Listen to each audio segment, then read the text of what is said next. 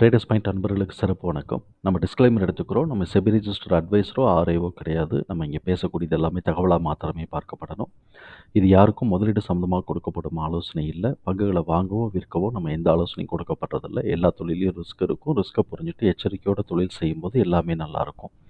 நம்மளை ஆதரிக்கிற அனைத்து நல்ல உள்ளங்களுக்கும் நன்றி. வாழ்க வளமுடன். நண்பர்களே, நம்மளுடைய சப்ஸ்கிரைபர் ஒருத்தவங்க கிராவிட்டா இந்தியாவை பற்றி கேட்டிருந்தாங்க. இதோட பிஸ்னஸ் நமக்கு அலுமினியம் அலுமினியம் அலாய்க்கும் அப்புறம் மெட்டல் லெட்டை டீல் பண்ணுறாங்க. பொதுவாக இந்த மெட்டல் கம்பெனிஸ், ஆயில் கம்பெனிஸ் இதெல்லாம் இன்டர்நேஷ்னல் மார்க்கெட்டில் இருக்கிற மாதிரி அது கொஞ்சம் வாலட்டிலிட்டி இருக்கத்தான் செய்யும். எவ்வளவு தான் நம்ம டிமாண்டு இதெல்லாம் நம்ம போட்டு பார்த்தாலும் இவங்க நம்மளை ஒரு உழுக்கிறதுக்கு தயாராக இருப்பாங்க. அந்த ரிஸ்க் இந்த கமாடிட்டி இதுக்குள்ளே இருக்கக்கூடிய எல்லாத்துக்குமே அது மாதிரி உண்டு. இன்க்ளூடிங் ஸ்டீலுக்கும் உண்டு. பட் நம்ம டாடா ஸ்டீல் அப்படிங்கிறது ஒரு ஃபண்டமெண்டலாக அது ஒரு அனாலிசிஸில் போயிட்டுருக்கோம்.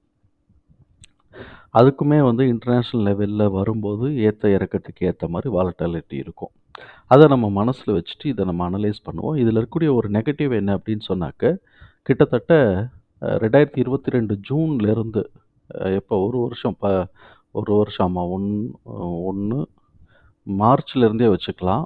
1, 2, 3, 4, 5, 6, 7 குவார்ட்டராக அப் ட்ரெண்ட்லேயே பயணிச்சுக்கிட்டு இருந்தவனை பிடிச்சி இந்த குவார்ட்டர்லேருந்து ஜூன் குவார்ட்டரில் ஒரு டவுன் ஆகிருக்கு. ஆனால் இயர் ஆன் இயர் நல்லது. அந்த குவார்ட்டர் டு குவார்ட்டர் கம்மியாயிருக்கு. அதுக்கு அடுத்து இப்போ பார்த்தீங்கன்னா திருப்பி செப்டம்பருக்கு கொஞ்சம் ஏற்றிட்டு டிசம்பர் மாதம் குவார்ட்டர்லி ரெவென்யூவை இதாக இருக்குது, குறைஞ்சிருக்கு. இது 2 பக்கமும் குறைஞ்சிருக்கு. இது குவார்ட்டர் ஆன் குவார்ட்டரும் குறைஞ்சிருக்கு. போன டிசம்பரை கம்பேர் பண்ணும்போது இயர் ஆன் இயரும் குறைஞ்சிருக்கு. ஸோ இப்போ இது நமக்கு ஒரு சிக்னிஃபிகண்ட்டான அலாம். என்னதான் நம்ம இபிஎஸ்ஸை பார்த்தாலும் சரி, புக் வேல்யூ பார்த்தாலும் சரி, மார்க்கெட் ஃப்ளாட் ஆக போகுது, ரெவென்யூ ஃப்ளாட் ஆகுது அப்படின்னு சொன்னால் மிச்சம் எல்லாமே நமக்கு அடிபட்டு போயிடும். அதனால நமக்கு இப்போ அதனால தான் இவன் இவ்வளோ தூரம் இபிஎஸ் கொடுத்துருந்தாலும் அவன் சரியாக ஏறாமல் போனது. சில சமயம் ரெவென்யூ கம்மியாக இருந்தாலும் இபிஎஸ் நெட் ப்ராஃபிட்லாம் கூட வந்திருக்கேன்னு ஏற்றவும் செய்வாங்க, பல நேரம் இறக்கவும் செய்வாங்க. இதுக்கு முக்கியமாக நம்ம பார்த்தோம்னா ஆல்ரெடி இவன் ஒரு ஓவர் வேல்யூ ஹையில் போட்டு வச்சுருந்துருப்பான். அப்படி இருக்கிறதுனால இப்போ அடித்து விடணும் அப்படின்னு கூட அடித்து விட்டுட்டு திருப்பி நிமித்தியும் விடுவாங்கன்னு வச்சுக்கோங்களேன். இப்போ இவனோட பிஇ பார்ப்போம். இது எனக்கு புது கம்பெனியாக இருக்குல்ல, இண்டஸ்ட்ரி பிஇடிடிஎம் பார்த்தோம்னா 29.2 இருக்குது. கம்பெனியோடது 32 இருக்குது. ஸோ இப்போ இது கண்டிப்பாக கூட தான் இருக்கான், அதில் எந்த மாற்றமும் இல்லை. புக் வேல்யூ நம்ம பார்த்தோம் அப்படின்னு சொன்னால் ப்ரைஸ் டு புக் 12.5 இருக்குது. கண்டிப்பாக கூட தான் இருக்குது, அதில் எந்த மாற்றமும் இல்லை. இனிமேல் நமக்கு ரிஸ்க் ப்ளே இவன் ரிசல்ட் ஒழுங்காக கொடுத்தா தான் உண்டு. எவ்வளோ தான் நம்ம ப்ரொஜெக்ஷன் பண்ணினாலும் இவன் ரிசல்ட் ஒழுங்காக கொடுத்தா தான் உண்டு. இது ரெவென்யூ அடிச்சு விட்டாங்க அப்படின்னு சொன்னால் கம்ப்ளீட்டாக இந்த சைடு என்ன தான் இபிஎஸ் இதெல்லாம் எடுத்தாலும் ஒரு ஷார்ட் டேர்ம்க்கு ஏறிட்டு டபக்குன்னு இறக்கி விட்ருவாங்க.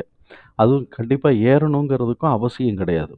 ஸோ இப்போ இவனை பொறுத்த வரைக்கும் நம்ம ரெவென்யூவில் இருக்கக்கூடிய ட்ராபேக் பார்த்தோம். பட் நெட் ப்ராஃபிட் நல்லா இருக்குது. அதே மாதிரி பேசிக் இபிஎஸும் நல்லா இருக்குது.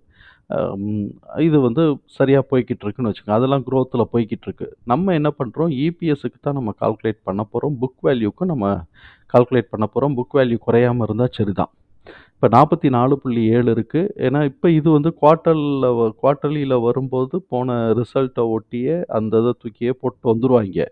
நமக்கு அடுத்து மார்ச் மாதத்தோட ரிசல்ட்டு மார்ச் குவார்ட்டர் முடிஞ்சு ஆனுவல் ரிசல்ட் வரும்போது தான் புக் வேல்யூ மாறும். அப்போ தான் நம்ம தலையில் இடியை தூக்கி இறக்குவாங்க. அதனால நம்ம கேர்ஃபுல்லாக பார்ப்போம். இருந்தாலும் நமக்கு என்ன வேல்யூ வருதுன்னு பார்ப்போம். இப்போ இவனோட இதை பொறுத்த வரைக்கும் பார்த்தோம்னா இபிஎஸ் இவன் அடைஞ்சிருவானா, 7.4 இன்னும் பேலன்ஸ் இருக்குது. இபிஎஸ்ஸை நம்ம போட்டு பார்த்தோம்னாக்க 7.4 இன்னும் பேலன்ஸ் இருக்குது. 7.4 அடைஞ்சிருவானா அப்படிங்கிறது நமக்கு ஒரு கொஸ்டின். ஏற்கனவே இருக்கக்கூடிய மார்ச் மாதம் 7.4 எக்ஸாக்டாக அடைஞ்சிருக்கிறான். அதை நம்ம 2 விதமாக பார்க்கலாம். ஒன்று பார்த்தோம்னாக்க கிட்டத்தட்ட 4.9 மேலே ஏறி இருக்கிறான் டிசம்பரை கம்பேர் பண்ணும்போது அப்படின்னு நம்ம பார்க்கலாம். இல்லை இவன் 7.4 வந்துட்டான்னு பார்க்கலாம். அதுக்கு முன்னாடி இருக்கக்கூடிய டிசம்பர்லேருந்து பார்த்தோம் அப்படின்னு சொன்னாக்க 1.8, அதாவது 0.7 தான் இன்க்ரீஸ் ஆகிருக்கிறான். ரெவென்யூ நல்லா வந்திருந்தா கூட இபிஎஸ் வந்து 0.7 தான் இன்க்ரீஸ் ஆயிருக்கிறான். அப்ப இது வந்து மிக்ஸடா இருக்கிறதுனால, இந்த பிஹேவியர நம்ம அவ்வளோ ஈஸியா அ எடுத்துட்டு போ முடியாது. இருந்தாலும் ஆவரேஜ்ன்னு நம்ம பார்த்தோம் அப்படின்னு சொன்னோம்னாக்க, இதில 0.7 ஏறியிருக்கிறான். அதில வந்து 4.9 ஏறியிருக்கிறான். அப்ப 5.6ன்னு போட்டோம்னாக்க, 2.5 அங்கிட்டு ஒரு 3 போட்டோம்னா 2.8ன்னு வச்சுக்குவோமே. 2.8ன்னு போட்டா இவன் நியாயமா பார்த்தோம்னாக்க, கிட்டத்தட்ட 10.1 ஏறணும். ஆனா ஏறுவானாங்கிறது நம்ம யோசிக்கணும். காரணம் என்னன்னாக்க, டிசம்பர் குவார்ட்டருடைய ரிசல்ட் இவனுக்கு கம்மியாயிருக்கு. அடுத்த குவார்ட்டரோட ரிசல்ட்லயும் அஃபெக்ட் ஆச்சு அப்படின்னு சொன்னாக்க இந்த ஃபிகர் வராது. இத விட இன்னொரு பார்வைய நம்ம பார்த்தோம்னா 7.4 தான் இவனுக்கு ஹையஸ்ட்டா வந்திருக்கு. அதனால இவன் 7.3 எடுத்திருக்கிறான். இதுக்கு மேல இது போவானா?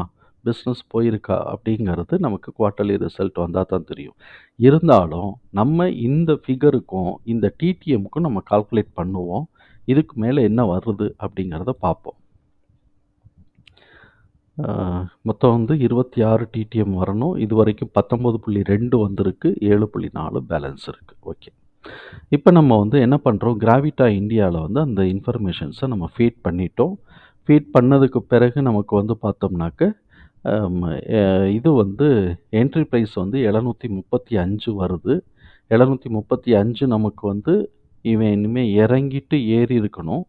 இவன் எவ்வளோ தூரம் இறங்கியிருக்கிறான்? அவ்வளோ தூரக்கு கிட்டத்தட்ட கரெக்ட்டா அந்த 734 கிட்டக்க இறங்கியிருக்கிறான். இறங்கிட்டு அதோட ஏறியிருக்கிறான். இப்ப நம்ம இது வந்து சரியா இருக்கிறதுனால, நம்ம இதுல இருக்கிறது எல்லாத்தையுமே நம்ம மார்க் பண்ணுவோம். என்ட்ரி பிரைஸ் வந்து 735 வருது.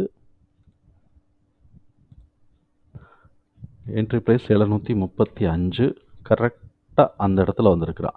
நான் இங்கேருந்து எடுக்க மாட்டேன். இப்ப வந்து இவன் வந்து டிசம்பர்னா, டிசம்பருக்கு முன்னாடி இந்த லோவ தான் நான் எடுத்துக்கிட்டேன். இந்த லோலேருந்து இந்த ஹை தான் நான் போட்டுக்கிட்டேன்.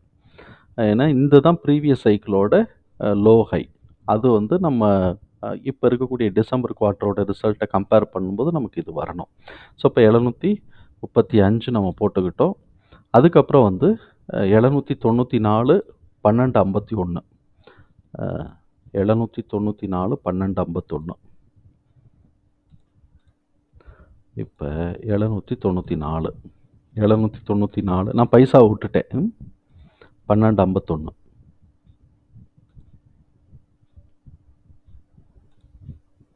1251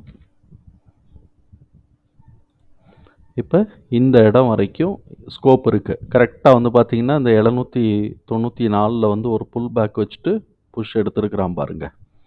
ஒரு புஷ் எடுத்திருக்கிறான். ஸோ, இப்ப நம்ம இந்த இதுவும் எடுத்துக்கலாம். இப்படியும் என்ட்ரி பாயிண்ட், இதுவும் என்ட்ரி பாயிண்ட்டாவும் எடுத்துக்கலாம். இது வந்து எவ்வளோ தூரம் போகுதுங்கிறத பார்த்துட்டு, கீழ இறங்கி இருக்குங்கிறத பார்த்துட்டு. அதுக்கு அடுத்தது 872 1323 872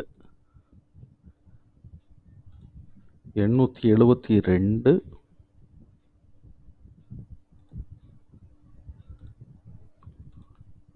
1329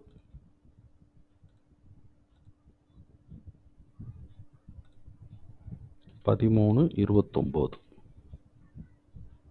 போட்டோம் அப்படின்னு சொன்னோம்னாக்க, இதுதான் நமக்கான ப்ரைஸா கிடைச்சிருக்கு. அதனால இத வந்து நம்ம பாருங்க.